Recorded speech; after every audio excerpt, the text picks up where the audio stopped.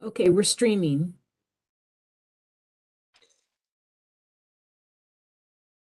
We may as well start with introductions anyway. How about you starting off, Charlie?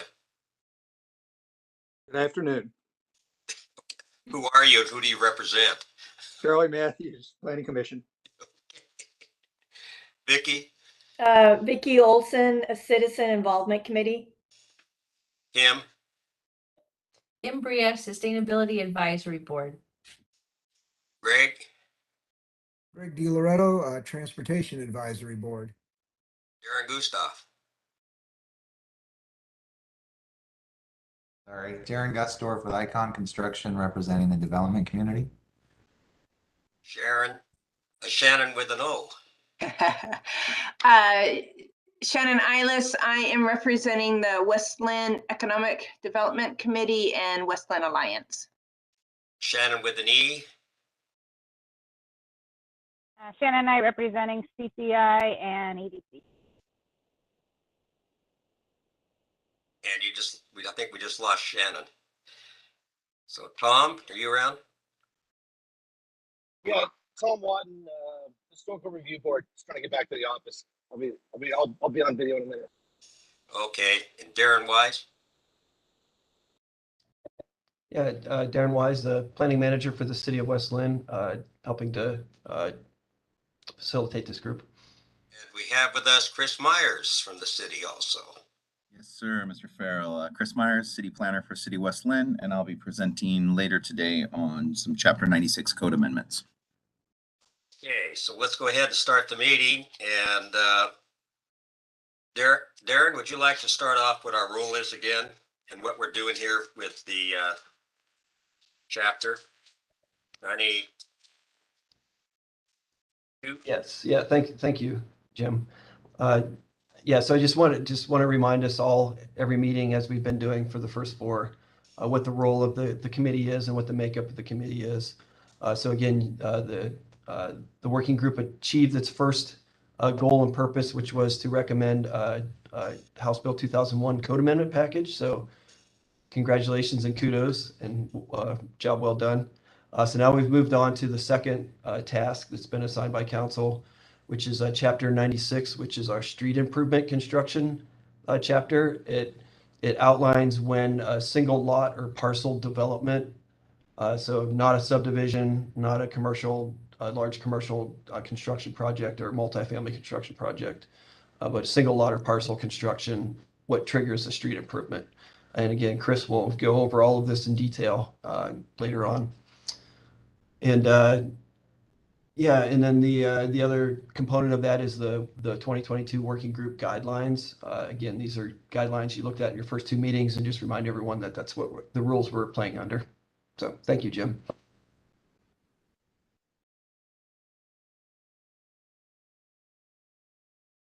Oh, Jim, you're on mute.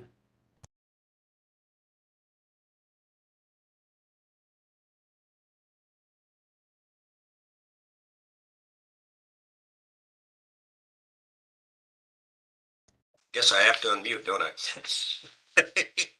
So Darren, you want to go ahead and do the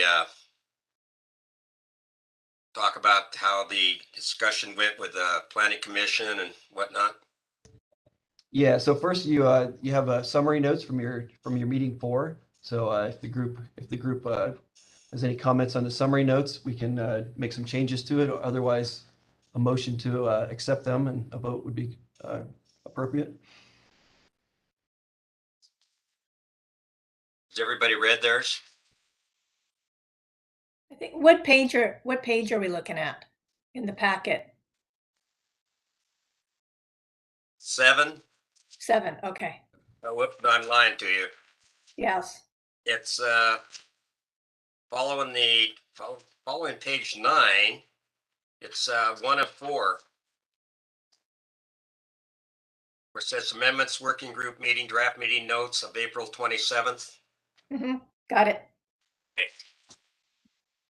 Does anybody have any corrections? And do I hear a motion to Approved accept? as submitted. Say again? So I move they be approved as submitted. Second? Anybody? I'll second. Second. It's been moved and seconded. All those in favor, raise a hand.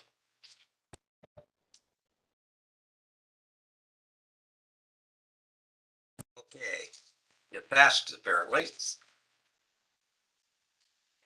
Moving right along. This is getting kind of quick. So I think we can probably go from there to, how did it go at the Planning Commission? Yeah, so the Planning Commission, again, congratulations to the group to getting to a recommendation on House Bill 2001. That was a big lift, and the group did a great job working through it. So the Planning Commission held a work session on, I believe it was April the 4th, and then came back to a public hearing, which was last Wednesday, the 18th. After some back and forth amongst the members, there was consensus found, 6-0 vote to take the working group's recommendation, modify it slightly, and move it forward to the city council. So on page 3 of the packet, I provided the table that shows what the working group recommendation was, and then what the planning commission slightly amended it to be. So the R10, R7 FAR increases that the working group recommended a 0.6 for plexes. The planning commission reduced that to 0.55 for plexes. So just a slight change there. And then the R5 and R4.5, the working group had recommended removing FAR and lot coverages.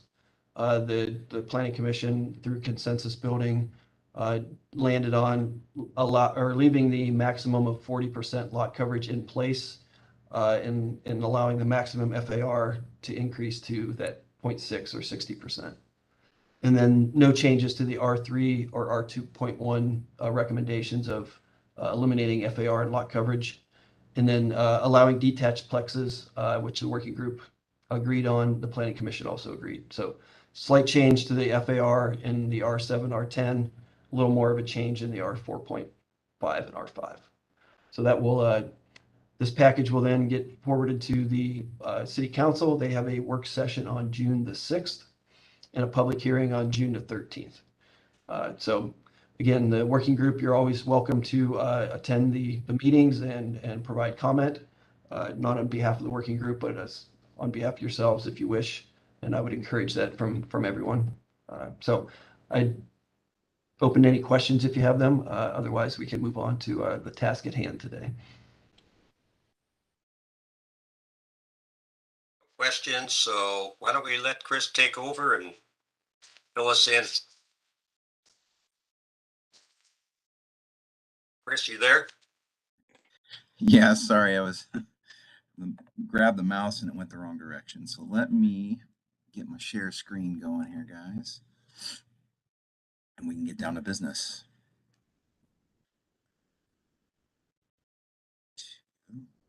Let's see here. Apologies. Slideshow.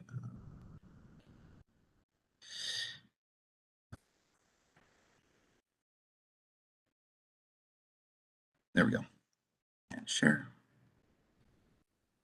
To share. Sorry, I have a few screens here, so I want to make sure I get this right.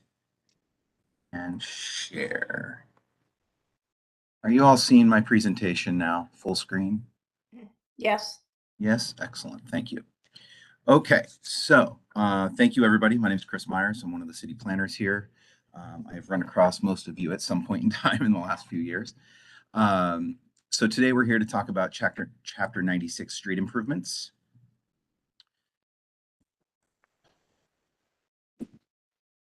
Yeah. So essentially what we're doing, this is a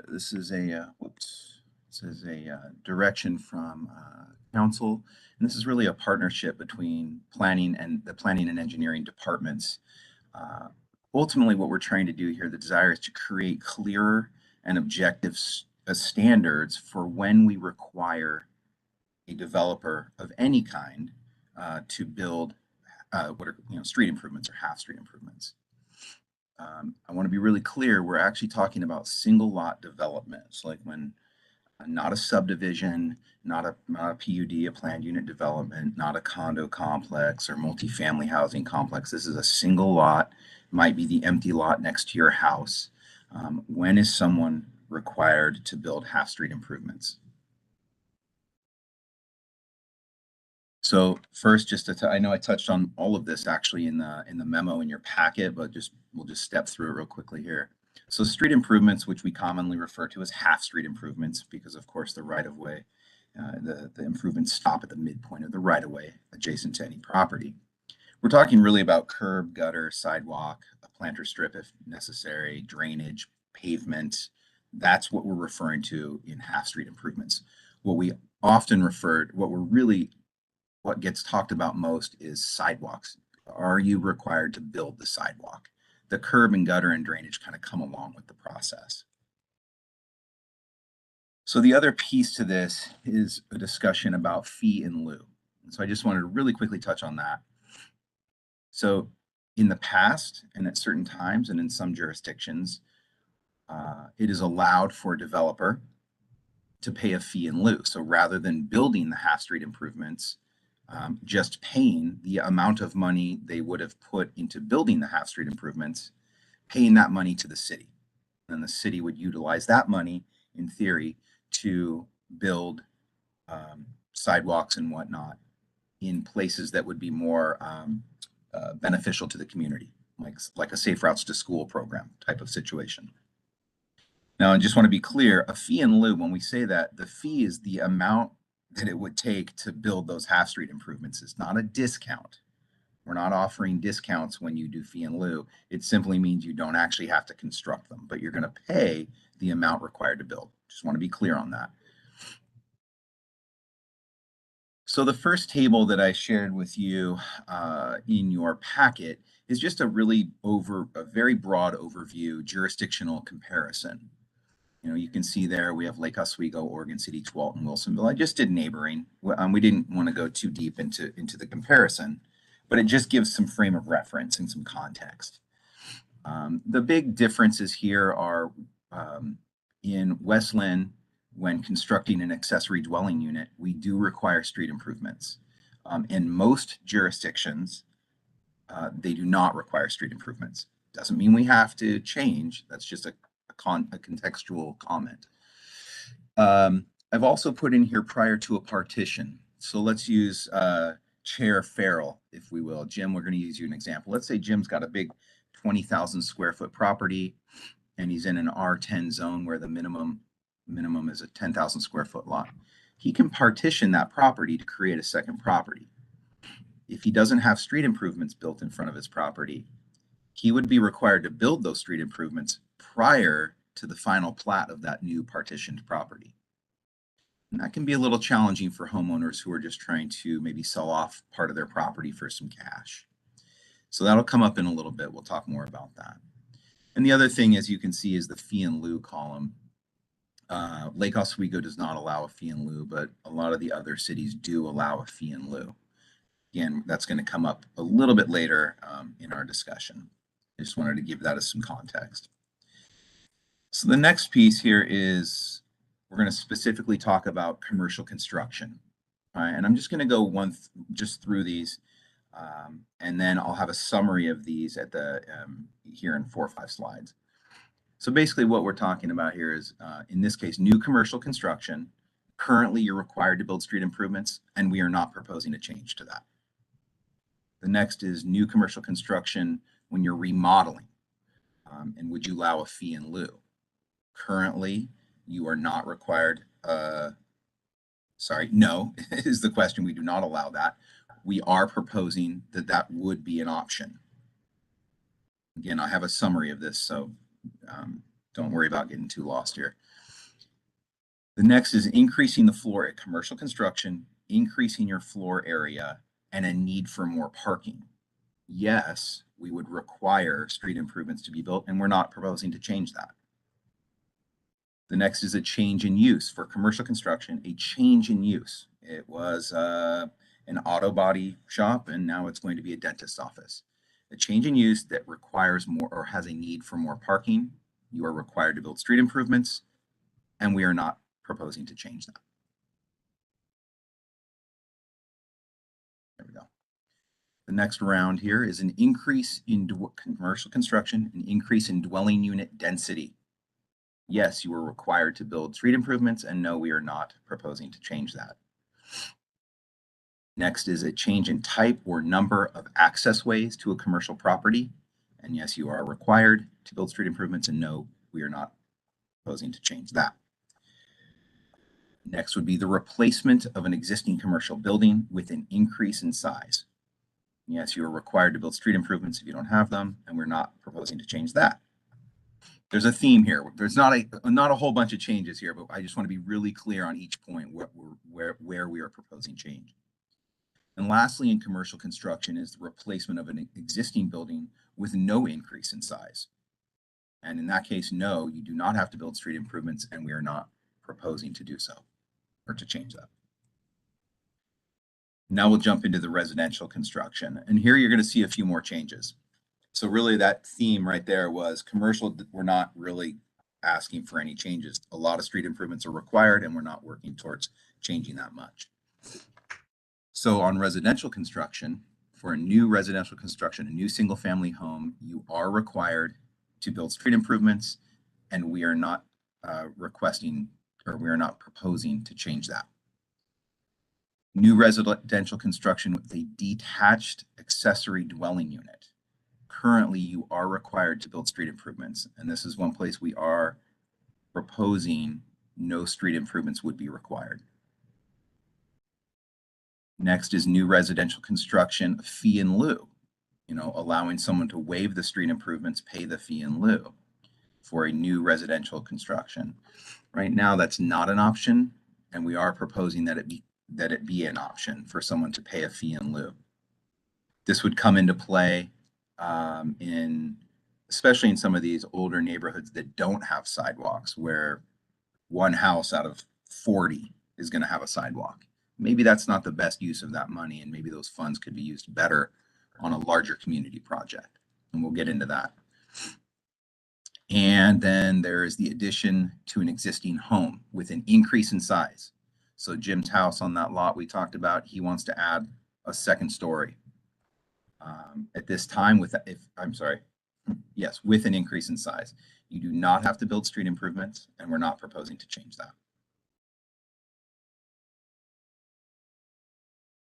Almost done here, guys. So this next piece is remodeling an existing house, internal remodel, doing a kitchen overhaul, whatever, new family room. No, you do not have to build street improvements, and no, we're not proposing that we do so. Next is remodeling an existing home with an increase in dwelling unit density, right? So you're going to add a structure. Currently, you do have to build street improvements, and we are not proposing a change to that. Next is remodeling an existing house with an attached ADU. So you're going to build an ADU onto the back of the house, but it's attached. Yes, you do have to build street improvements, and we are proposing that no street improvements be required. And lastly, replacement of an existing single-family home. Let's say it burned down. No, per City Council direction in 2018, you do not have to build street improvements, and we are not proposing to make a change to that at this time.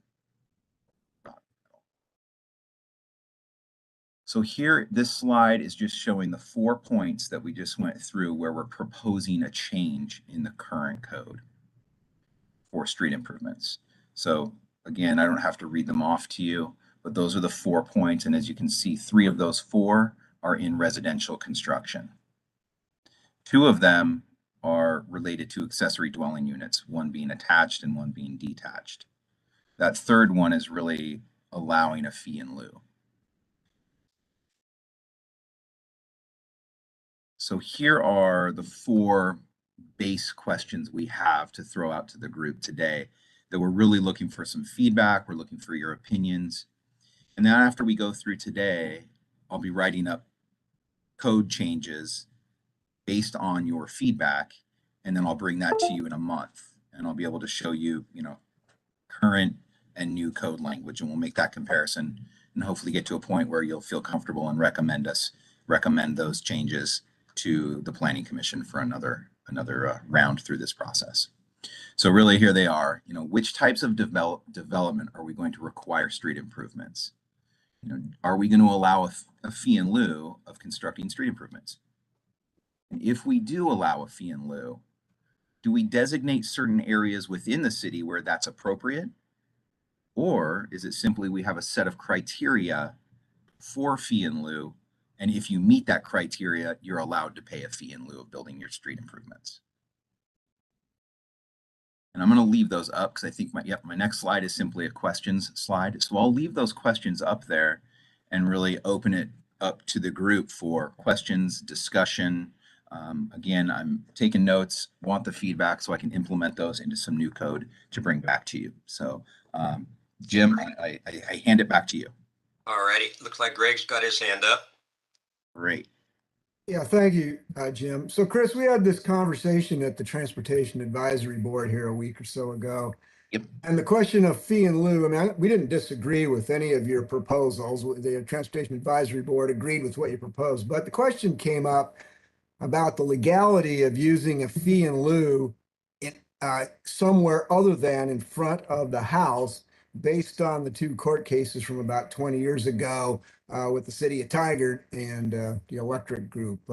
So were you able to get some legal answer on whether or not we can even do a fee in lieu in a designated area? Yes.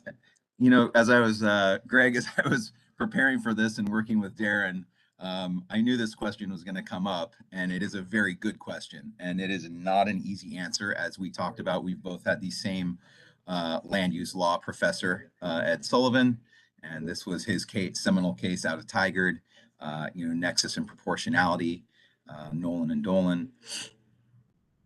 It is, I believe where we're at right now is that we want to come up with a place where, if we all agree, fee in lieu is allowed, and if there's a development where the required street improvements, if someone has an issue with wanting to build street improvements when required, we would do a nexus and proportionality test on that. Darren, did you want to step in and add anything to that?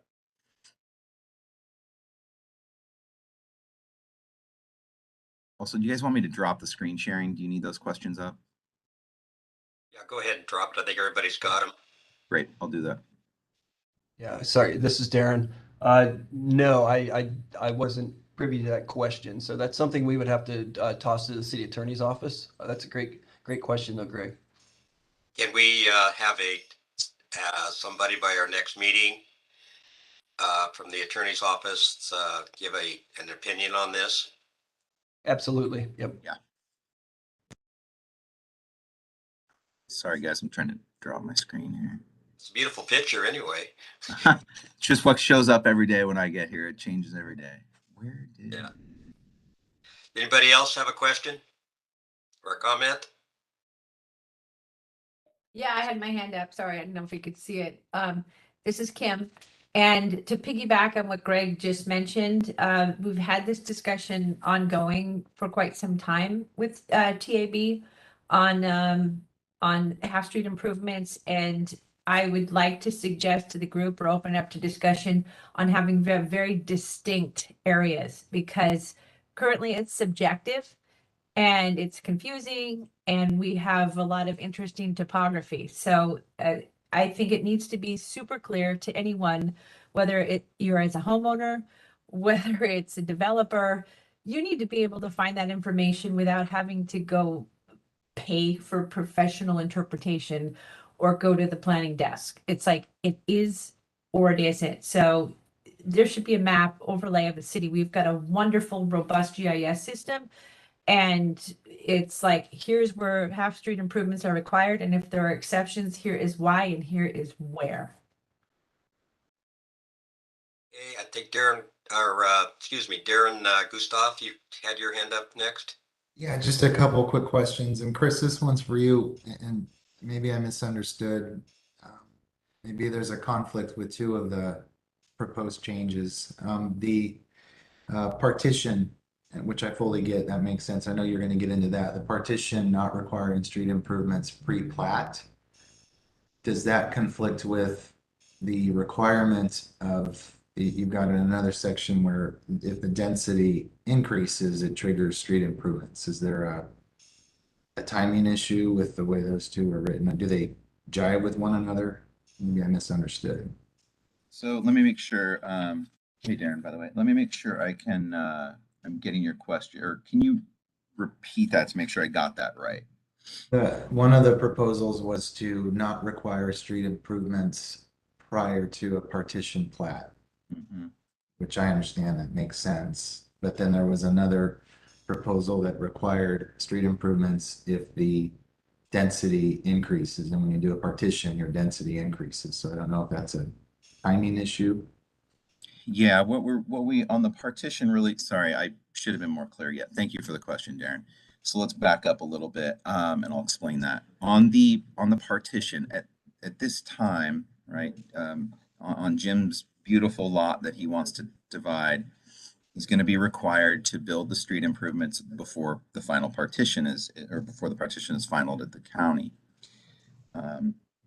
We want to move that back to where those street improvements in that case would still be required, but not until he goes to develop that second property. And what we're seeing is, and it's happened quite semi-regularly at the counter here, we have people who would like to partition a property and sell it for cash or what have you. Typically, those property owners aren't getting a construction loan, and so they may not have $10,000 or $12,000 sitting around to go build out those street improvements. But guys like Darren and those who develop typically will go out and get a construction loan and can build that into their loan. So we're trying to put the onus on the developer, not the landowner who's just trying to carve up 10,000 feet to sell off. And so it's not that in that density, that unit density increase wouldn't have to do the street improvements. It's when you would have to do them. In this case, on a partition, we don't want it landing, that the brunt of that pressure landing on someone who's just simply trying to partition their property. Did that clarify that, Darren? Yeah, absolutely. That makes perfect sense. And that makes good sense. And then another really quick one on the demolition of a single family residence, no street improvements would be required. I think that's existing and proposed to stay the same. I was just curious, which makes sense because you're not adding, like with SDCs, if an existing house is removed, those SDCs are still there. That property's paid that burden at one point, so you'd be double dipping if you paid it again. So I understand that. The question is, I can't remember, maybe it's already in there. Is there a timing with the house has to be demoed within X amount of years to apply, or I guess a sunset clause or anything already written in your code? You know, I don't think so, but I'll look into that because I'm not 100% set on that answer. So let me get back to you guys with that answer. That's all I had. Thank you. Yeah, thank you. Shannon with an E and then Charlie with his hand waving. So I'm assuming, since we just went through this exercise, that also applies if they're building, a duplex, triplex, quadplex. Now, right? Assuming that. So when you're talking addition to an existing house, and it's like adding on an ADU, what's going to be the difference between that and ADU? Like, what makes an ADU different from making it become like a duplex? What's the difference between an ADU and building a duplex, like a brand new undeveloped Well, like property? if you say remodel existing house and attached ADU, what makes it different as an attached ADU versus it just be calling it a duplex? Darren Weiss has his hand up for that one to answer it, I think. Go for it, Aaron. I'll take this one, Chris. All So yours. under House Bill 2001, you have to declare whether you're building an ADU or middle housing, because middle housing then is allowed to utilize Senate Bill 458 and split the lot. So if you're just building an ADU, which in the city of West Linn is restricted to a certain size, and this is also part of the thinking of along House Bill 2001 is that if you build an ADU, it's smaller in size, it can't be split off from the parent property. We wouldn't make you do street improvements. But if you build that duplex, which then you could potentially split off at some point in the future, street improvements would kick in because you could build a much larger structure than just the ADU that's restricted in size by our code. Shannon, were you asking about if that house that you're in already is being split into a duplex like mine? You put 2 doors on it, but and enough people to come in a basement and to live in the basement as a duplex and the upper floor another living area. Is that your question? Yeah, I just wanted to know, like, if it's going to be specific to, like, if it says, remodel existing house to an attached ADU. So if you're doing that and it's going to be an attached ADU, but if you call it a duplex instead, are those rules going to be different? That's kind of what I was, and so Darren answered my question on that. Charlie? Yeah, I recall at a planning commission meeting several years back, we approved a development that required the street improvements, and the community around that area was, a number of them were upset because there were no other sidewalks in the neighborhood. Their neighborhood's ambiance was the fact that it was, without sidewalks and gutters and what have you. And I can understand that and sympathize with it. And I do believe that we should allow fee in lieu as opposed to requiring street improvements in those neighborhoods that are consistently generally sidewalk proof. And I think maybe what Kim came up with earlier is maybe the only way to make that objective is to actually establish a map of the city that identifies neighborhoods that will not be conducive to putting sidewalks in because the character of the neighborhood is not a sidewalk environment. That's on that. And just on the second, just my thoughts are on the accessory dwelling units. I don't believe that a unit that actually meets the definition of an accessory dwelling unit should be required to make street improvements if there are none already. Those are my 2 observations on where we are so far. Hey, Charlie, can I just ask a follow-up? I just want to make sure I got that last part clear. Accessory dwelling units without street improvements, you're okay not having those built. Did I get that right? Not having the street improvements built based upon simply an accessory dwelling unit being constructed. Perfect. Thank you. Shannon with a no. Yeah, I am fully in support of not requiring street improvements. Many of the reasons that people build an ADU is creating affordable housing, and that would just be a huge barrier to creating those. So if there's I really think that is something we want to be encouraging the ADUs. My only question is, are there any requirements that increase parking? If that is, and I don't think that's part of this, but it just, starting adding more people, you're adding more cars. So with commercial, parking is addressed in the code and it's based on the type of business. So parking in commercial is addressed, and but in the residential, for a single family home, the code requires 1 off-street parking space. For an ADU, the code requires 1 off-street parking space. I just talked to a couple this morning at the counter, actually up in Jim's neighborhood, and they are interested in building an ADU, but we're asking about parking, and they have a 2-car garage and a 2-car driveway. As long as one of those spaces can be designated for the ADU, then they've met their parking requirement. So the parking requirements for ADUs and even for single family homes, it's a pretty low threshold, just requiring 1 space. Now, Darren Gusdorf would probably agree that he's probably not going to be building many houses that have 1 parking space for a big house. I mean, usually people want 2-car garages, 3-car garages, big driveways, etc. So I don't know if I'm fully answering that question, Shannon, but parking is addressed in the code. And You did. Thank you. Yeah, no problem. No problem. Scott Irwin, you're up. Hey, thank you, Chair. So just to clarify, so Chris, you're proposing completely eliminating any fees or requirement of building sidewalks for ADUs, or just fee in lieu? So for ADUs, not fees, but so just to be clear, they'd still have the typical construction fees that would come along with building a structure that are already required. It would just be the street improvements that we are suggesting, or at least talking to you guys about, that those would go, that wouldn't be required. That would be waived. Yes, Street improvements waived to encourage the building of ADUs. yes, that's Okay. right. But then with like new construction houses, then we're saying fee in lieu. Well, that's part of the discussion. Is that something we want to offer? Or is that something we want to offer? Yeah.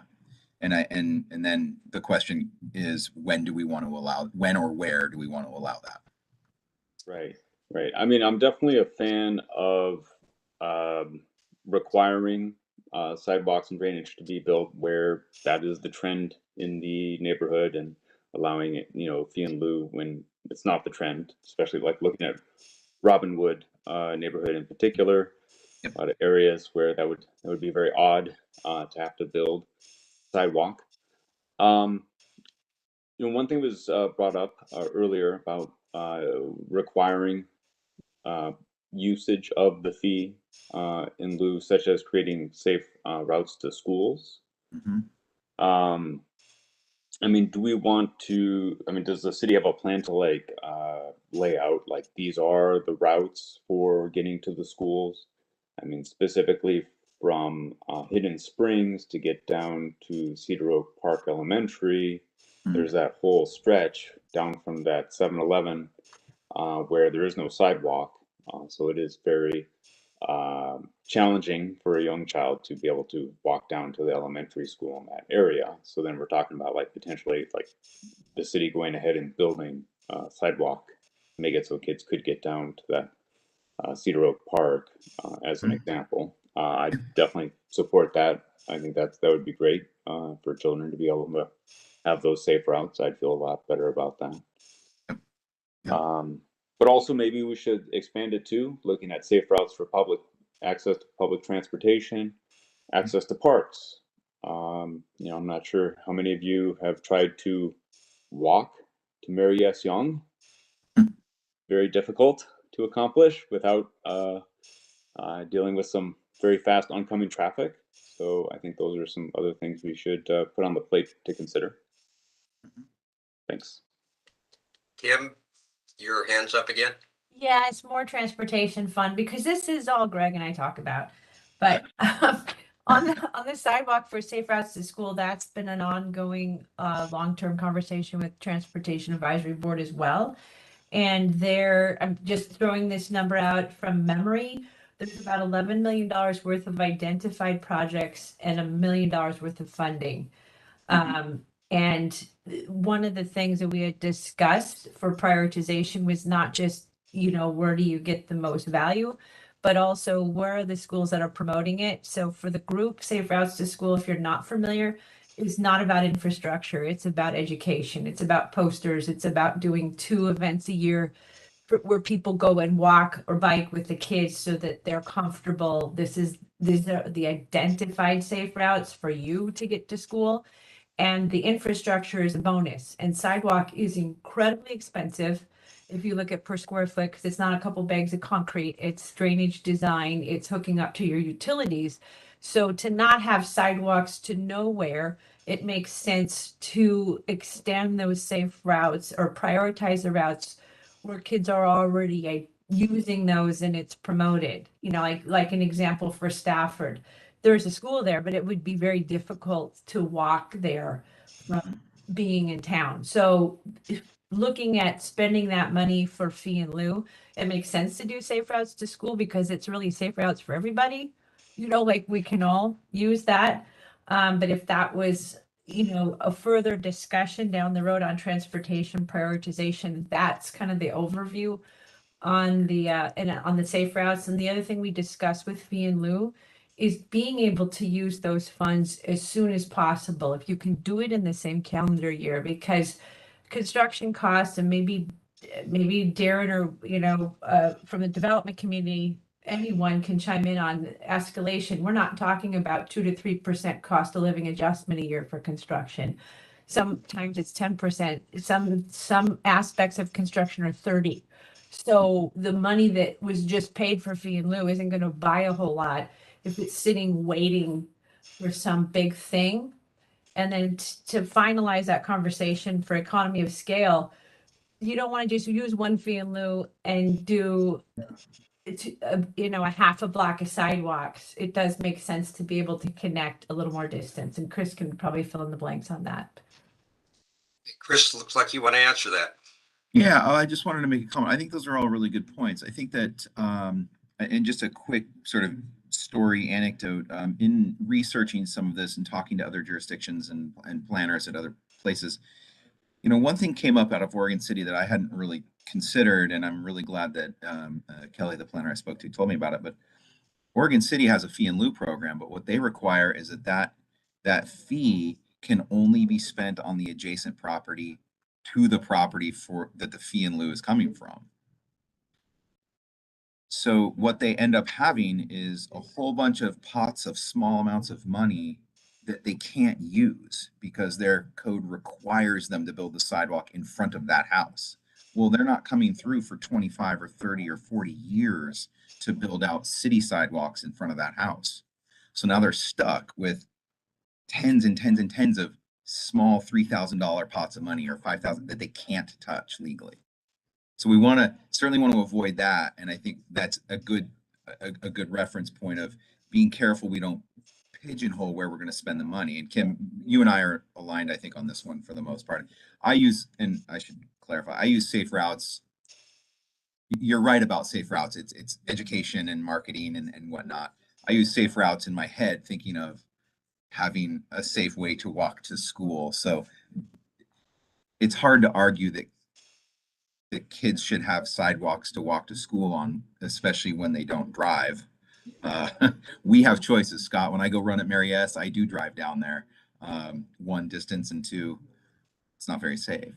So anyway, I just wanted to highlight that I think the next phase after we get into rewriting the code, if the working group, if planning commission, if council all agree that fee and lieu is a direction we want to go, then we have to start talking about do we use the transportation system plans sidewalk inventory? How do we prioritize? What are the projects that we prioritize? And that's obviously a much larger discussion. This would at least let us get through to that discussion, if that made sense. So I'll stop talking.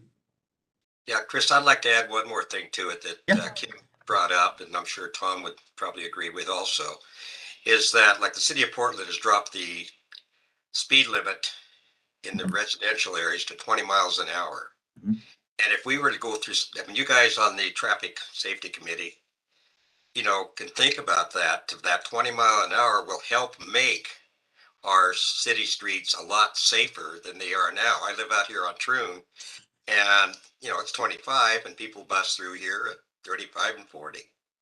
So that's a residential street. We have kids on it.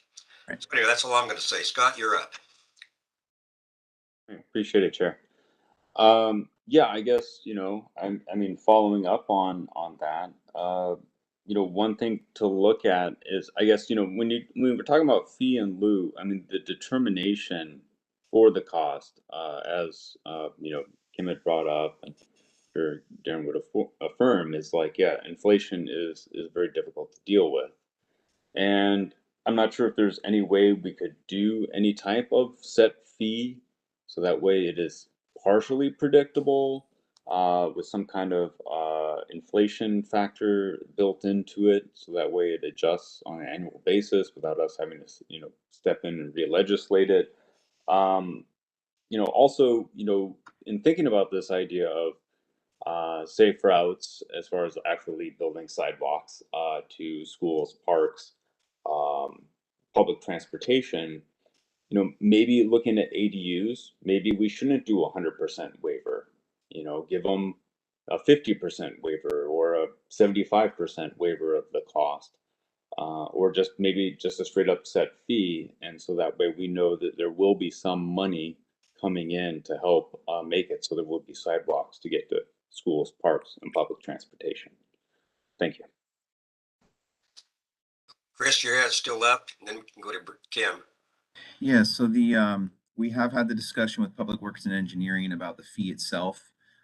What the discussion sort of at the point where it's at now is engineering is saying, Public Works is saying that right now the best number is actually a number that the city of Portland uses because they go through a process, and I think it's annual, but it might be every 2 years, to update their number that they charge for fee in lieu to be consistent with construction costs and labor, et cetera.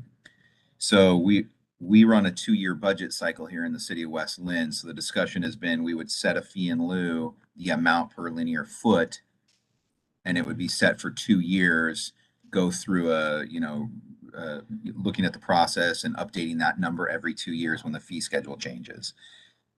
2 years might not keep us up to date enough, but it's probably in this crazy world we're in right now, but it'll be far more consistent, or at least it would be consistent. So yeah, it's definitely part of the conversation, Scott, and that's one of the issues. I think I mentioned it in the memo, but what we get now are people getting estimates for what it would cost, and those estimates are never accurate. They're always super low. The contractor always figures out that they're just giving an estimate, not actually going to get the job. So they just throw out a number, and it's never what we can build it for, or rarely is it what we can build it for. So we do want to come up with, Derek Gustor's weighing. We do want to, but we do want to come up with a set number, because I think that's part of what we do, right? It's part of city code, is giving anyone developing a property, whether it's Scott or Jim or me or Icon, giving everyone assurance, like, this is what you can do here, and this is, in this case, what it would cost you as a fee in lieu, so you have some assurance of what you're getting into. I hope that makes sense. Yeah, Kim, and then Darren, you get to come up and say what you'd like to say. I'm sure it's there. Our transportation nerd moment, because this is a significant amount of money. When you're talking about Highway 43, there are, if you look at the adopted transportation system plan, there are full multimodal improvements all the way down. And I know because I testified at Metro in 2016, and they approved that. And then the goalpost moved. So ODOT owns Highway 43. Before anything gets transferred, you got to fix the house. So that all needs to get improved. And there are some places where it's constricted, where you're not going to have full pedestrian and full bike, but there are all the way down the side. So as you're imagining what it takes to build out our prioritized sidewalks or safety improvements, don't think about 43 in that, because it's its own world. And there's a lot of people working behind the scenes to make sure that the appropriate funding gets to make that happen in our lifetime. Okay, Darren, you're up for your rebuttal. I'm not going to disagree with what Chris said. The process, and he's right, the process on calculating an accurate cost is challenging, and it gets vetted by the developer's engineer. There's some back and forth with the city. They look at it. Costs are all over the board, especially in a market that we've seen over these last 2 years where things are escalating. You put a bid together today, it's going to change next week. So agree with everything that everybody's saying. Kim brought up some good points about cost inflation and trying to put our finger on that. I definitely agree. A fixed arithmetic that is analyzed every couple of years is a great recipe.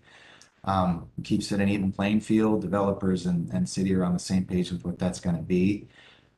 And Chris, you can correct me if I'm wrong. I believe with the fee in lieu, it's not a requirement of the fee in lieu. The developer has the option to either put in the improvement or pay the fee in lieu of. And so it's a bit of a double-edged sword if there are some cities, and I would not and don't support this, but I'll just tell you that say, well, fee in lieu is 125% of the actual cost.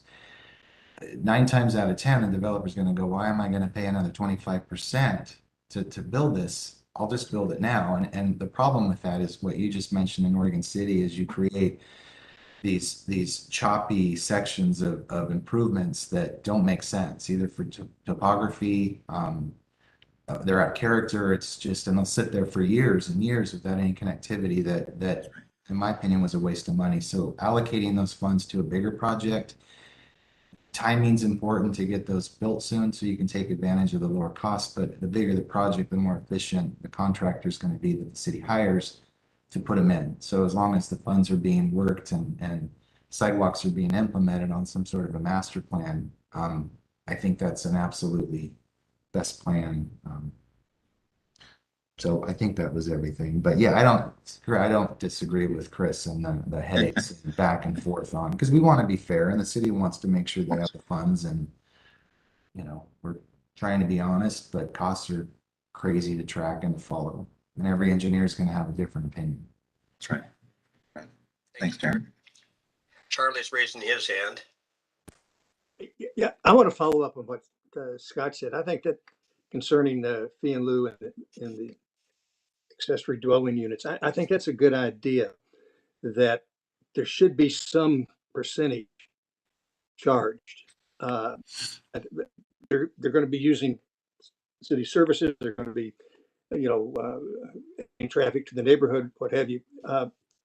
And so I'm kind of backing remove the fee and lieu from accessory dwelling units to a position that perhaps, I don't know how you do it. Maybe it'd be the percentage of size of the ADU compared to the main structure. If it's 50% the size of the main structure, then the fee and lieu should be 50%, 25%. But there should be, whether it's done that way or just set a number, fee and lieu for an ADU would be 25% of the fee and lieu or something. But I do like the concept that contributes to the city, not just totally goes away. Darren Wise, I think you're going to answer that. Yeah, thanks. So I will check with engineering, but I'm quite certain that an ADU also pays a percentage of the SDCs, the system development charges. So they would get an ADU would get tagged with a transportation fee through that SDC. So they are paying a transportation share. So we'll check with engineering and get that back to the group on what exactly that charge is. But yeah, so it wouldn't be waiving everything. They'd still pay that SDC. Yeah, and Darren, I didn't mean to just make it all transportation. Whatever the fee and lieu for a regular full fee and lieu is supposed to provide, I think that the ADU should share in some bit of that cost, that for whatever the purpose is. That's just my opinion. Darren, you're up if your hand's not up or is up. Yeah, I'll be quick. And just to follow and what Darren just mentioned, the SDCs are substantial. And I think most of you already know a permit package in West Linn for single, and I'll back up. We're not in the business of building ADUs. Many years ago in Oregon City, probably close to 20, we built some small ADU units, but since then it's just not our market. But I'm a huge proponent for obviously the affordable housing and how do we get there and how do we create the product for this group of buyers that need to get into housing. And so the SDCs are substantial. A building permit today is over $60,000, and off memory, we're pushing 40 of that fee affiliated with the SDC costs. I think traffic's about 10 and sewer's 10, and they're substantial. So I would even throw out there to try to influence this type of product and get it on the market, to even look at, some cities are looking at waiving those SDCs or reducing those to make it more affordable. So that party, not Icon, but that party that's trying to split off their basement and move somebody in, it's got some hurdles with costs that I've seen a lot of people get chewed away from their friends that wanted to put an ADU in. When the fees came and hit their desk, it just didn't pencil, it didn't work. So to combine that with street improvements, it's too much. It's a lot. Scott, you're up. Thanks, Jim.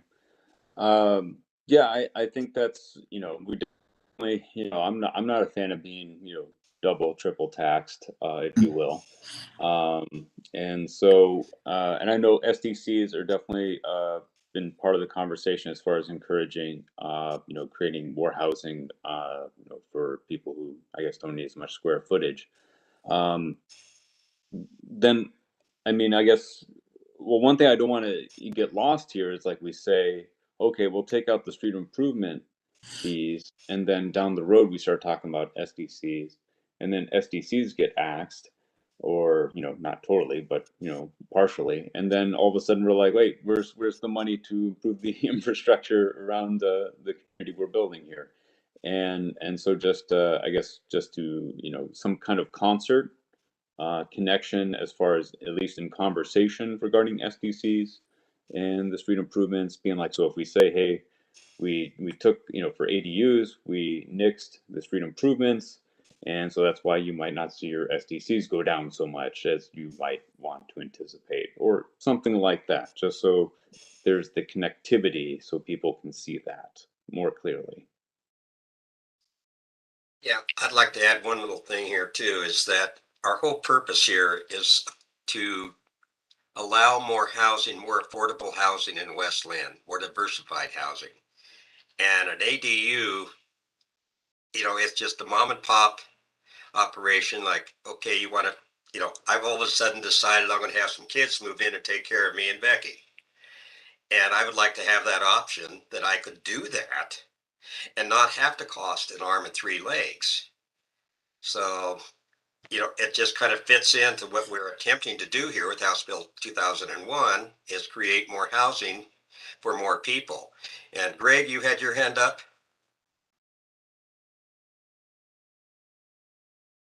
I can't hear you, Greg. You're muted.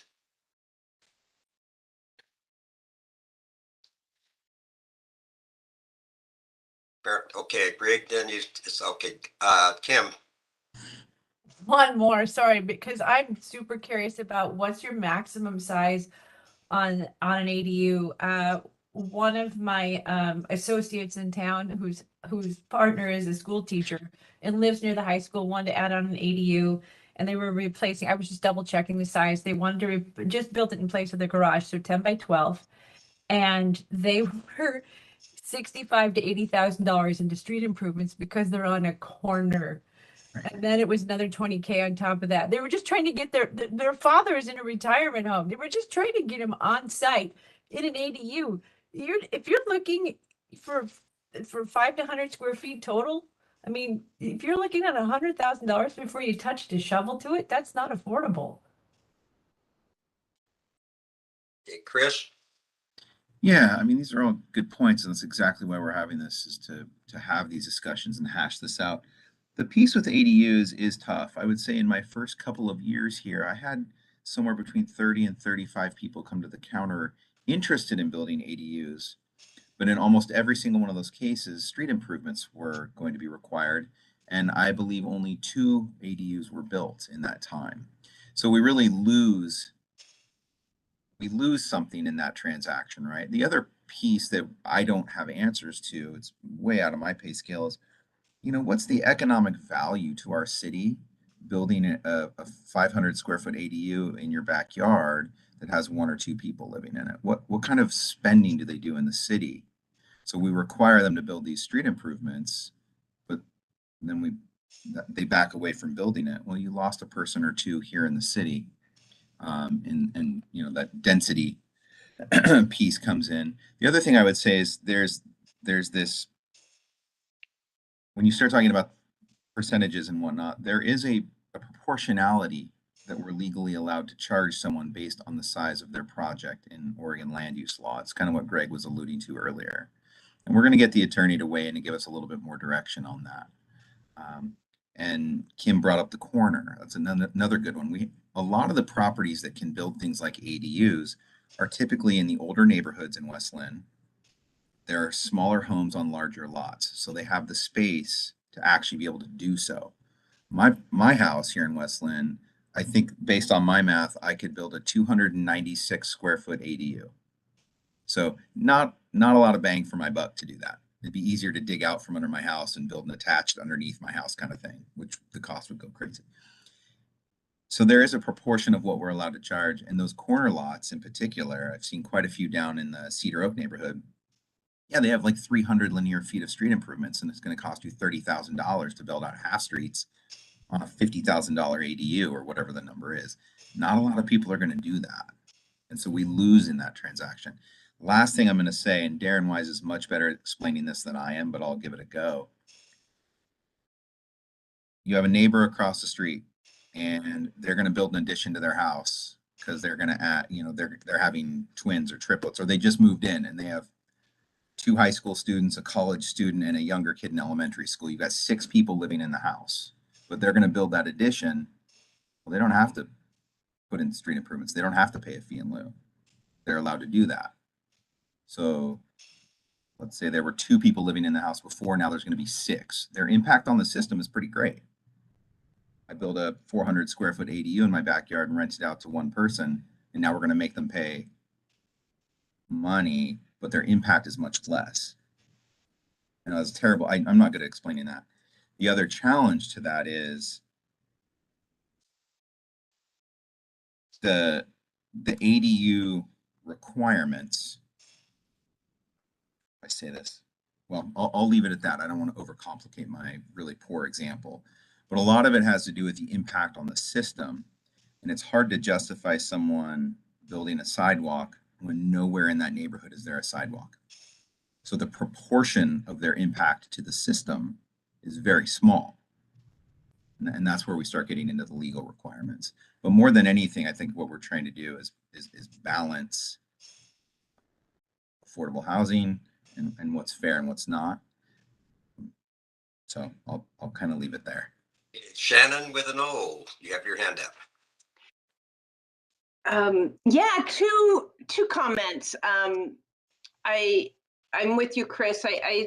I talk to people all day long about their housing needs and how it is changing and shifting. And there are people who are looking for an ADU because they need to have grandma come live with them. And so they, or either they need a little income, or they're, hasn't happened to me yet, but their college graduate can't get a job and now needs to move home and needs a space to live. There's also a lot of people looking for affordable housing in West Linn, and they can't afford a full duplex. I mean, they can afford a room, or they can afford a much smaller space. And that's where these ADUs come in handy. So I just see the need. There's an equity issue as well. Why? What is stopping, and this may be a question for you, Chris, but what is stopping someone from saying, I am just building this for grandma. Grandma passes away and now they're renting it out. And I don't know. The other thing I wanted to bring up is I had a question about the when it's required to put in the street improvements, because I live in a neighborhood that was developed 20 years ago. There was 1 lot for 20 years that was never developed. So the sidewalk came, stopped, and then started up again at the next house. It finally was built on 2 years ago, and now there's a sidewalk. And just wondering why that wasn't developed when that lot was sold. So those are my 2 questions. Okay, Chris, you're up. Hit Charlie. Well, that lot, obviously, I don't know exactly where, I actually don't know where you live, so I can't speak to that lot specifically. If that had been a subdivision, that would have been required to be built out, you know, even before those houses went up. So I'm not sure how that lot ends up being that missing tooth, if you will. But in this scenario, that would get captured as soon as someone goes to develop that property. That would still be built out. They wouldn't be able to fee and lieu their way around that, so to speak. The other thing I was going to say is with ADUs, what you brought up, Shannon, is correct. What we actually see quite a bit when we're doing our building or development review, you know, you apply for building permits, it gets reviewed by engineering and by planning as well as buildings, is we see a lot of additions to homes that are attached that look an awful lot like an independent living unit, which is an ADU. It's just usually missing one or two things, like it doesn't have a stove. And it might not have, I don't know, a full sink in the kitchen.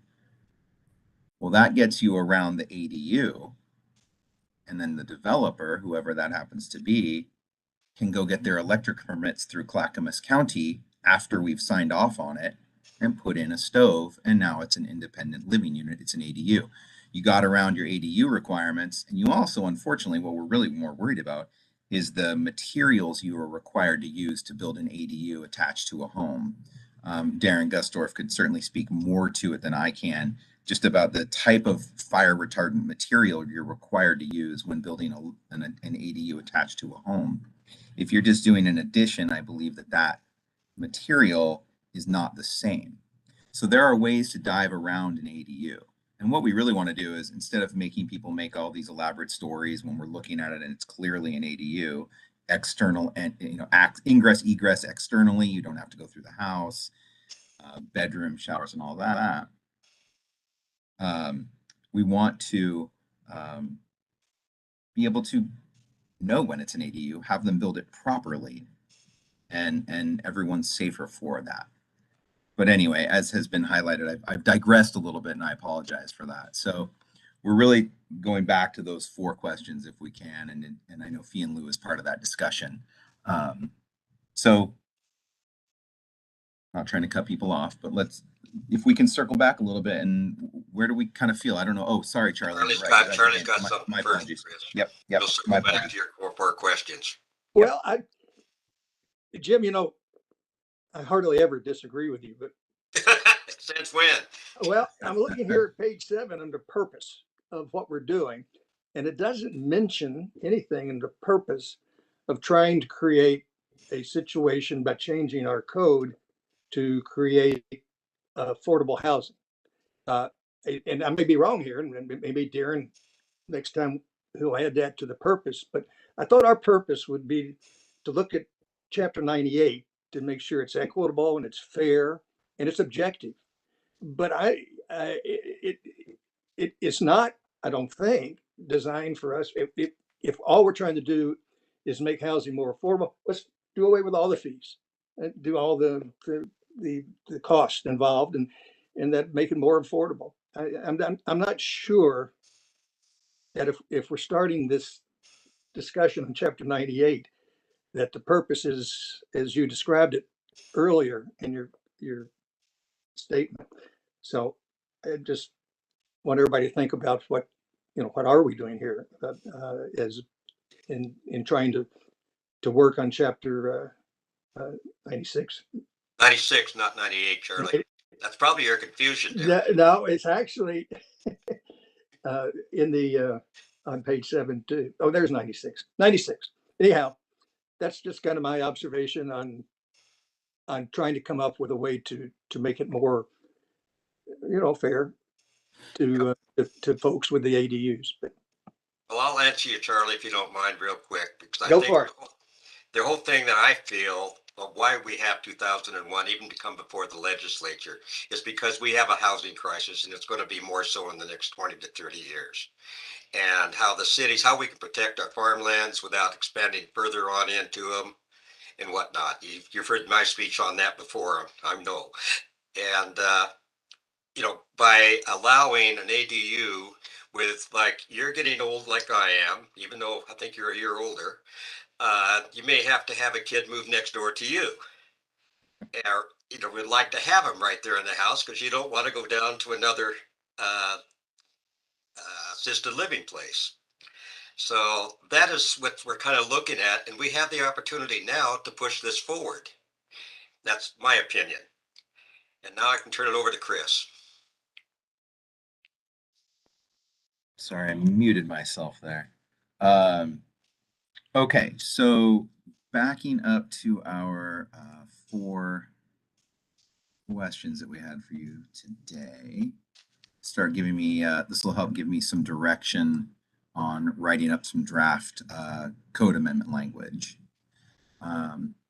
So we went over types of development that shall require street improvements, and there was that summary 2 of which were ADU related and 2 of which are fee in lieu. Let's see here. You guys want me to share that again? They're also in the memo. So I guess let's back up to fee in lieu. I guess I don't know how the working group works in general. Do we just sort of We take a come to consensus if we can, Chris. Okay. And how we are on each, how we feel about something. Somebody makes a proposal and we try to get a consensus. If we can't, then we'll take a vote. Okay. So I guess the first question that I would put on the table is let's talk or let's fee in lieu. Are we comfortable as a group moving forward with some sort of fee in lieu language? I'm not talking about locations necessarily, but at least putting fee in lieu on the table as something that would potentially be an option for people who are developing property, single lot properties. Greg, you had your hand up first, and then Scott, and then Bree. Go ahead, Vicky. I gave the thumbs up. Oh. Yeah. Greg?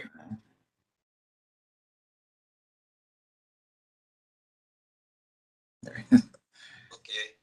That's Greg, so. Okay. We got thumbs up everywhere? I think I'm just taking some notes. Okay. Hands or thumbs, either one will work. Okay, I see the thumbs and all this animation. It's so exciting. Sure.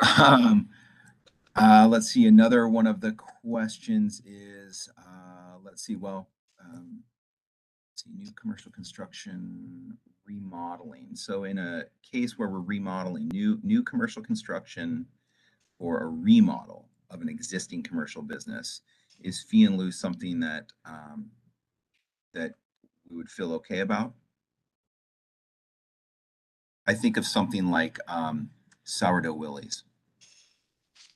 If they wanted to remodel Sourdough Willie's, would we require them to do so? Or would we at least be comfortable having a fee in lieu as an option? Is that actually a business? I'm very confused about Sourdough Willie. It is. It is a business. It's oddly placed, but yes. So we're saying keep the charge on that. Keep the, so we all understand. Can you clarify, and Chris, just sorry, is it just a remodel? There was a bunch of different options with commercial, so I'm a little confused. No, sorry. Which one we're on. I tried to pull out pieces or each piece of the code to make sure we address each piece. So in that case, commercial, where'd I go? New construction remodel of an existing building. So you're remodeling an existing commercial building. No new parking requirements, or I mean, it doesn't require any more parking than it already did. Is waiving the street improvements and a fee in lieu and an option. Should it be an option? Kim, do you have a question? You have your hands up. I do. I just want to confirm, are you asking us about the 4 items that you're recommending? Are you going down the entire list of what changes? Just the 4. Just the 4. Can you pop it on the screen again? Pop them up on the screen if you would, Sure Chris. can. Yes, I can. Yes, I can. Let me that over. Yes, please. From current. And sorry, guys, I'll get it up on screen. With your recommendations, because you had that table with your recommendations. Oh, sure. Yeah, let me move that back and then Recommendations. I'll put it up on screen here.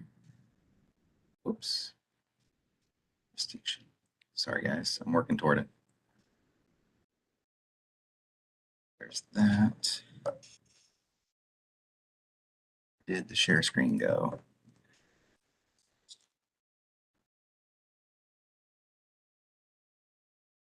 There it is. And it's going to be this one. Share. All right, can you guys see some of this now? You guys seeing the PowerPoint now? Yeah. Okay. Is this the screen you were talking about, Kim? Or do you Yeah, want you had the ones where you had the proposed changes, so we could see what. Oh yeah, that was the summary. There we go. That one. So the And the only, last, so the only changes I understand is on your commercial construction proposed change would be on the new commercial construction remodel fee in lieu. correct, yeah. Would we allow a waiving of the street improvements and a fee in lieu, and rather offer the fee in lieu? Well, you did happen to mention Sourdough Willie's, and I don't believe that building is really up for a remodel. Darren, you want to mention something about that? Darren Gustav? I'm sorry, I don't know anything about that building. I was just, You have your hand up. I did, I was gonna make a comment on, I'm still a little confused on, it says, are we waiving the improvement requirement for a remodel? But then it says fee in lieu. I guess my point, I'll just make this point. My point on an existing building that is going to go through a commercial building that's going to go through renovation on the inside that doesn't have a change in use or an impact to traffic. Like you mentioned, parking, if it's not impacting anything, but you're just remodeling the building, I would say, I would feel like no, in lieu of no street improvements would be required. Maybe that's what you're saying, but I'm still a little confused. Yeah, you're with me. Okay, do you want to take a vote on that one? Or kind of get a feeling how people feel on that? Yeah, just get a feeling. It'll help me draft up some revised code language you guys will look at next time. I just want to make sure the group has a general feeling that yes, that's the right direction to go. Chris, can you restate this, restate the comment or what we're voting on? Yeah, so in this case, this would be the remodeling, commercial construction, single lot commercial construction. And this is, where did it go? Remodeling an existing building. We currently do not allow a waiver of street improvements or a fee in lieu, which are kind of the same thing. And in this case, we're saying that we are proposing anyway to you that we think it would be a good idea to allow a fee in lieu in those cases.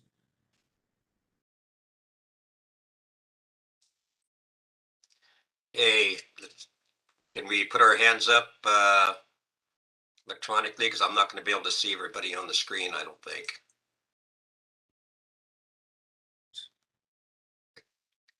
Got 1, 2. I'm having trouble with my hand. Oh, there you go. It looks like most of people have got their hands up in one way or the other. Okay. That'll give me some direction so I can bring you back something that's legible and heading in the right direction. And then of course there's the two others are both ADU related. So it's residential. So we're back into residential, detached ADUs. Now you're talking a standalone, we'll just say in the backyard, but a standalone accessory dwelling unit, someone will live there. Currently you have to build street improvements. Our thought and proposal was to change that where no street improvements would be required. Required or street improvements would not be required. be required. Thank you. Yeah, for a detached ADU. Okay, do we want to vote on that, guys? See where we come out. Looks like the majority has already said yes. Okay, thank you. And then the last piece, at least here in the summary, is an attached ADU. So let's take my house. I'm gonna dig out that extra couple feet in the basement and construct an accessory dwelling unit for someone to live, have an external access, full independent living unit. Currently, you are required, and we are coming to you guys proposing that no street improvements be required in those cases. Okay, let's see some hands on that.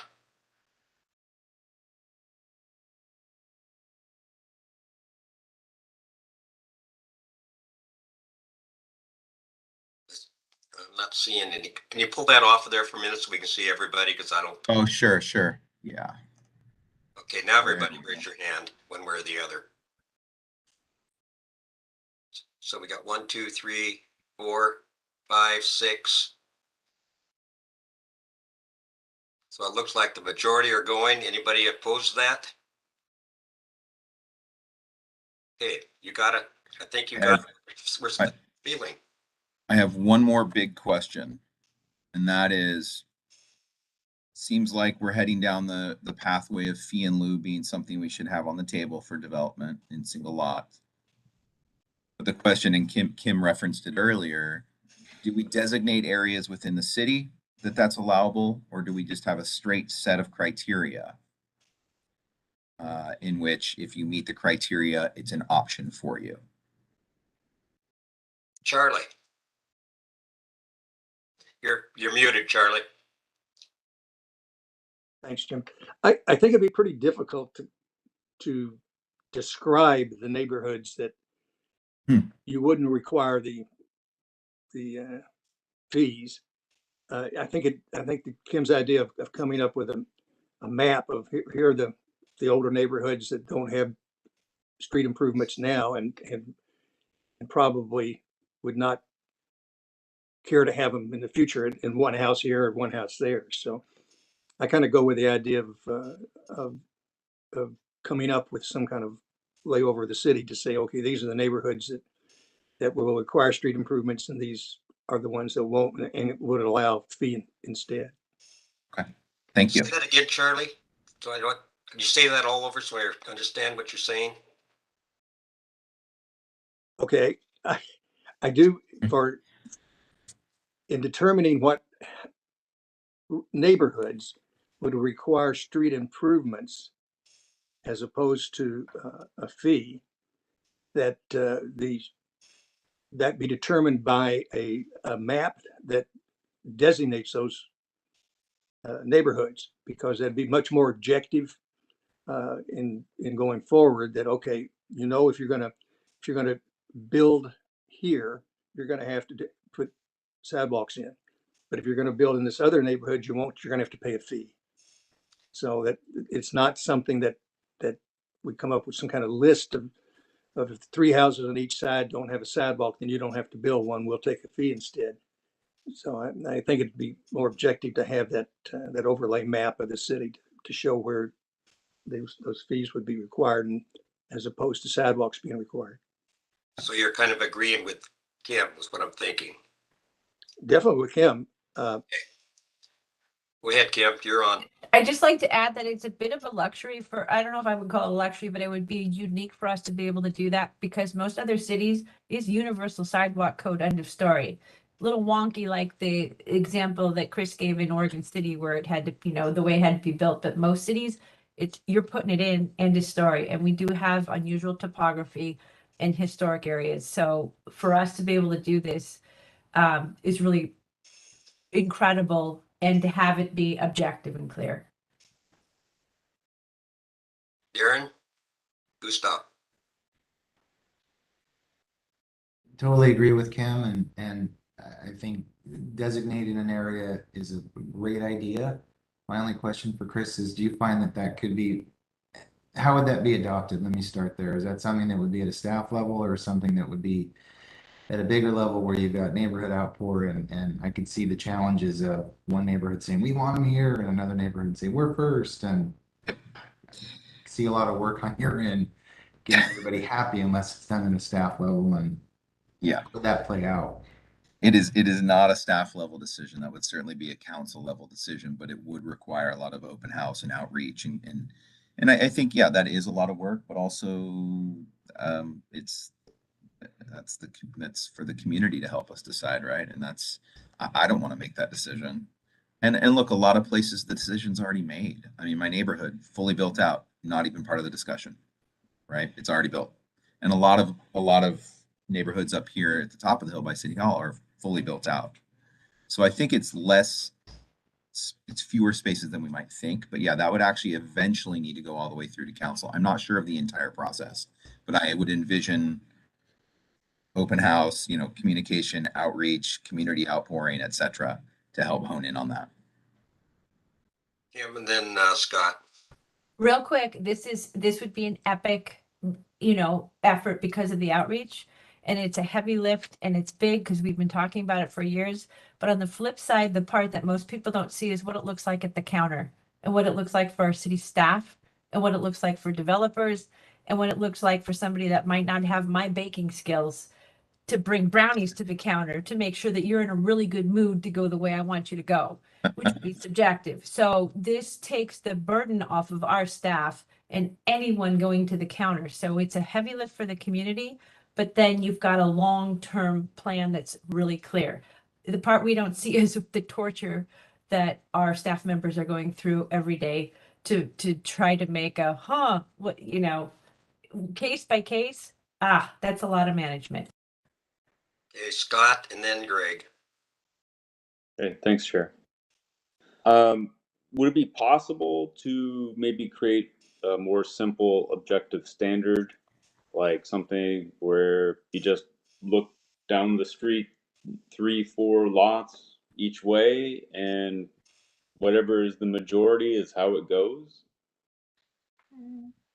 So that actually has been discussed just in conversation here in the department, and we are certainly going to be meeting up with Bill Monahan, our attorney, to discuss those types of things. And when I draft some code language, Scott, it'll go through the attorney first, because of course writing something that's wildly illegal isn't pointless for all of us. So yeah, I think we're going to need the attorneys to weigh in on how that would work and what is an essential, what is proportional for the development we're talking about, etc. So I know there's some unknowns and I can't give you all 100% right now. It looks like Darren might have something to say about that too. I'll let Greg go first. He had a question and Darren can answer both of them. Can't hear you, Darren. You're muted. I mean, Greg, you're muted. If we took an area like Willamette and we said, we're not going to put sidewalks in, then why are we charging a fee? If I live there and I want to add on to a house and you go, well, you got to pay a fee for what? You're never going to put sidewalks in. You're never going to put the street in. So why do I have to pay a fee? I'm paying my SDC if I expand my bedrooms or my bathrooms. I'm doing all those things. We make this map. We basically are saying we're never, ever putting sidewalks in here. We're just charging you a fee so that we can go put that money somewhere else in town. And I think at that point, we're going to have a Nolan-Dolan issue in terms of proportionality. Darren Wise. Yeah, thanks. I stepped away for a second, so hopefully I'm not repeating something that was already said. But so the difference between what I'm hearing the designated areas on a map versus some kind of criteria on when street improvements would be required. So since it's fresh in my mind, what Greg just said, I don't think is what we're proposing. The map would show that we would not make you put the street improvements in. We would allow the fee in lieu, but it's not saying street improvements would never be put in that neighborhood, right? It's just saying this specific area, we'd allow that fee in lieu and then cobble together that money and then build that bigger project as we've been talking about. As far as criteria goes, some of the things that other communities use, if it's on a cul-de-sac, there are no sidewalks on the cul-de-sac. Why would you make someone put a sidewalk in when you walk to nowhere except in a circle? If it's on a dead-end street, there's no sidewalks on the dead-end street. Why would we make them install it, allow them to pay the fee in lieu instead? Again, a lot of jurisdictions use a distance. So if there's not a sidewalk in a certain distance, they don't use 3 or 4 houses, but use a distance, and it's typically a quarter of a mile, because that's the typical distance someone will walk to go somewhere. That might have changed since the last literature, but and then that would be okay. No sidewalks is in a quarter mile. We'll allow you to pay that fee in lieu. We'll cobble that money together, and then we'll build out the sidewalk from where it exists down the way. Anyhow, so that's my 2 cents at all. Okay, Chris, where would you like us to go from here? Well, I guess I'm hoping we can at least get some general guidance on how well, objective criteria or map? You know, what's our preference as a group? Personally, I'm kind of going along with Kim's kind of convinced me in a way. So let's take a vote on Kim's. And if anybody else has something else, let's take a vote on that. So we'll start off. Go ahead, Chris. I just want to remind everyone, I'm just using this to write up some code language to bring back to you. So this isn't like the final decision that we're sending off to the Planning Commission for review and recommendation. So, you know, we're coming back in a month to talk about it again. So, Kim, real quick. Just to clarify, I'm asking for objective. If it's a map, great. If the map's a legal problem, don't do it. It's about being clear and objective so that who is ever doing it knows what the expectations are. Yeah, I think, are we all clear on that? Greg, you shook your head no. Go ahead. Well, again, I'll go back. If the map shows these are areas we'll take fee in lieu of because you're not going to build a sidewalk or a street improvement, then I got to ask the question, when would you? It goes back to Charlie's comment. There are areas where we'll never build street or sidewalk improvements, ever. And so, and yet we're going to charge people as if we were going to build them, and we're never going to do that. So, I mean, I'm not going to hold up the vote. I can, it doesn't, it's just, if I was the person building it, the equity of it bothers me because I know I'm never going to get a street or a sidewalk there, ever. well, so Greg, I think that the option is either you build it and you'll be the only sidewalk around, or you can pay us and we'll build one somewhere else, or we'll put it toward building one somewhere else. You're still going to have to build it, whether it's in front of your house or somewhere else in the city. And you're right, there's some null and Dolan, and that's where legal will get involved. I think a better approach would be taking a look at our city and deciding we're never going to build them in places and making that determination. And then you don't worry about any of this. That's a bigger project. And we've talked about that at the Transportation Advisory Board. Because I think in Willamette's a prime example. I don't think in that old area there, you're ever going to build sidewalks or street improvements. I mean, people don't want them. It's like First Edition in Lake Island. That's a bigger thing. It's more than what you're talking about here. And so what we do now will. I'd like a little clarification here a little bit on this. So we're talking about if you're putting in an ADU, we're saying you're not going to have to pay the in lieu of. And in certain areas of the city, is this what I'm hearing? On ADU sorry, go ahead. Was that question addressed to anyone? Yeah. Because I didn't even think we were discussing ADUs. I thought we were discussing building a new unit on an empty lot in a particular neighborhood, and whether or not that unit would have to pay for the sidewalk or, and Greg, I think getting back to what you were saying, I think it's equitable, because if you move into a neighborhood that requires a sidewalk, you're going to have to pay that to build a sidewalk in that neighborhood. If you move into one that doesn't, it wouldn't be fair, wouldn't be equitable if you don't make the same type of commitment to the city that the person who bought the house built the house with a sidewalk. So I don't see that's a big issue. But we're not talking ADUs now specifically as far as that. Is that right, Chris? Correct. That's correct. Yeah, this is for developing a single undeveloped lot, or building a new home on a single. Scott, you wanted to add to this? You have your hand up. Yeah, thanks, Chair. I mean, yeah, I'm on the side of consistency. So if there's already sidewalk, in the majority of the area, as Darren laid out as a standard, the quarter mile, look to the left, look to the right. You see a sidewalk, well, guess what you're going to have to build? You look to the left, you look to the right, you don't see a sidewalk, well, then it's your option. You're free to build one if you want, but you don't have to, because that's not what exists there. So that's the side I'm on, is consistency. And I'm also on the side of, putting it in the language that if someone does fee in lieu, then they know that money is going towards making sure there's sidewalks for kids to walk to school, sidewalks for people to access public transit, sidewalks for people to access public parks.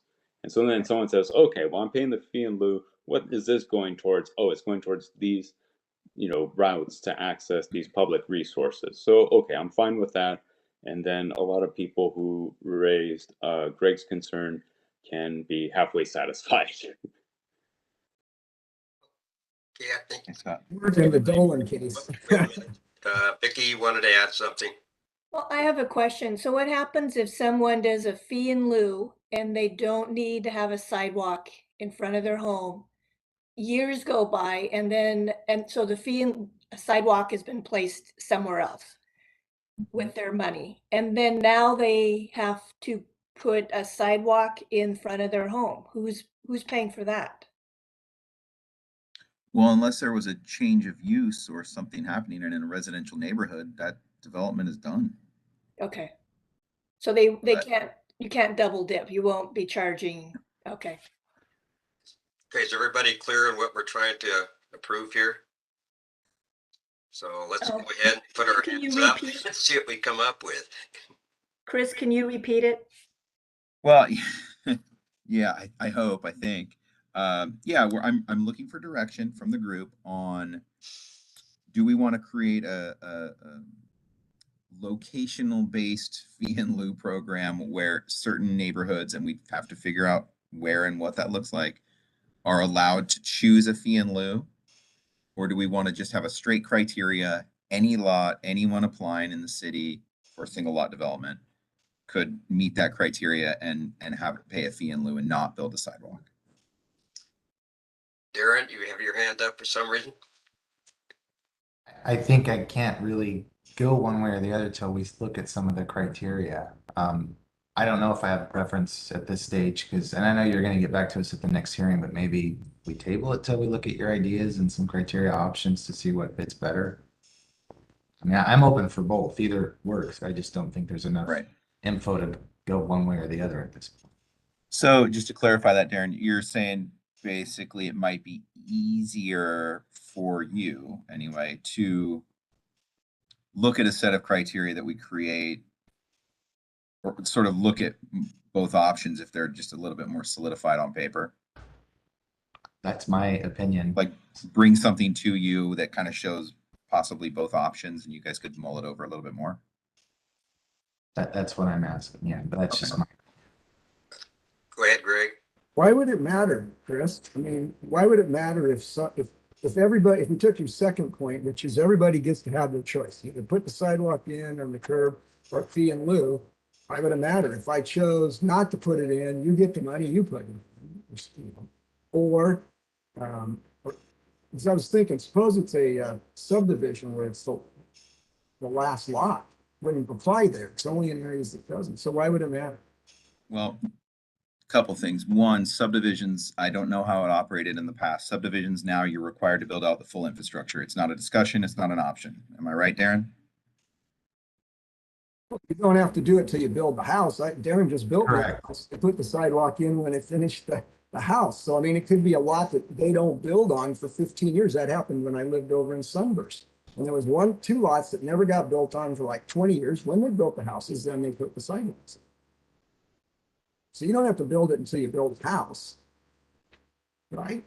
That's correct. And the reason being is the sidewalks during house construction get obliterated. So those are left out of the bond. They're out of the subdivision requirement, and every jurisdiction does this. They're part of your C of O with that new structure. Okay. It's rare, I mean, but it does happen where a lot for some reason gets forgotten about an investment, and so you do have some disconnectivity in a new subdivision. It doesn't happen all the time, but it does happen. So why? So I guess the question, Greg, is why does it matter? Why are we even doing this? No, I mean, I'd go with your second option. Everybody gets the choice. You either do it or you don't. You either do the fee or you put the sidewalk. You don't need. I was thinking Kim's deal was we would map the city out and put our areas where we'll never put sidewalks or streets. That's a different discussion. But if we're just saying here's an area where you get to have the option of doing a fee or you don't, sidewalk will get put in one way or the other. Either the city will do it by collecting the fee or the homeowner. No. So let's back up. Collecting the fee doesn't build the sidewalk in front of your property. No, it doesn't, but the city can do that. They can, but there's no way we have the money to go through and build sidewalks in already developed neighborhoods, right? Yeah, I would think it Point. that is obviously one with sidewalks would be required to do the sidewalk and not have a fee in lieu. And I think that's where we are now. And we're just saying that this whole thing started, I think, by saying there are some neighborhoods that should have the fee in lieu option because that's not consistent with the character of their neighborhood. And I thought Kim's idea of coming up with a map, that's as clear and objective as you can get without, I suppose you could say the 200 feet, but if we need a motion or something, I think we should ask Chris to bring us back something that maintains, that allows a fee in lieu in neighborhoods that are not already developed for sidewalks and curbs. Now, whether you use a map or you use some sort of 200 feet, no sidewalk, but definitely neighborhoods with sidewalks, you can't have somebody pay a fee in lieu and just leave it without a sidewalk gaping in the middle of a street, I would think. Can we ask Chris, would everybody agree with this, to bring back two options for us, options 1 and 2? And if he does that, that way it addresses what we're feeling here. Would that work for you, Chris? Can you do that? Sure, no problem. So if we do that, let's, we're going to be running up against time here in about 10 minutes. And so, is everybody okay with that? Kim, you wanted to say more, and I see Scott. To clarify what Chris is bringing back to us is that, one, it's not about if there's a fee, whether you build it or not build it, that is required on that new construction. That's correct, right? So that's in place. You're spending the money, whether it's get built or not. And then Chris is going to come back with two options of what that objective criteria would look like, whether that's a visual map or whether that's a list or whether it's whatever that criteria is. That's what you're coming back with. Yes. Correct. There, Scott. I mean, whatever is the most cumbersome, time-consuming thing for Chris to do, that's what I want to have happen. I second that motion. I third it. Let's all hang up on Chris. I used to like a few of you guys, but that is changing really, really quickly in the last 4 minutes. No, I'm kidding. No, happy to do it. Look, these are not easy things to do, and we want to try and get it. We want to get it right, and we're going to try and get it right. We also want it to be fair and equitable and objective and all that good stuff. So I'll do my best to put some stuff together, and we'll come back and I'll make sure to get it out as soon as I can, so you guys have plenty of time to review it, so we can come in and have a productive conversation and hopefully keep moving down the road. Chris? Is everybody okay with that, Charlie? Yeah, I'm okay with that. I had another question for Chris, though. Mm-hmm. About the ADUs. Mm-hmm. I'm getting back onto what Scott said. Are you going to bring something in on that as far as fee and lieu's for an ADU? And if so, yeah, all the things. Sorry. I think that we should have some reduced fee, and I think the idea maybe the size of the ADU versus the size of the main building might give us a way to come up with a decent fee in lieu. If it's half the size of the main building, then charge 50% of that. But anyway, it is something you're going to have to bring us back, right?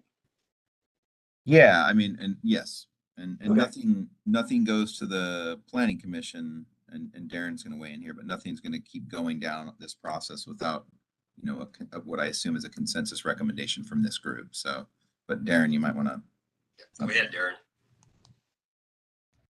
Yeah, so I believe the question was just asked about 15 minutes ago, whether ADUs should be street improvements waived for ADUs. The group consensus was yes. So Charlie's throwing out a different idea than what was agreed upon by the group about 15 minutes ago.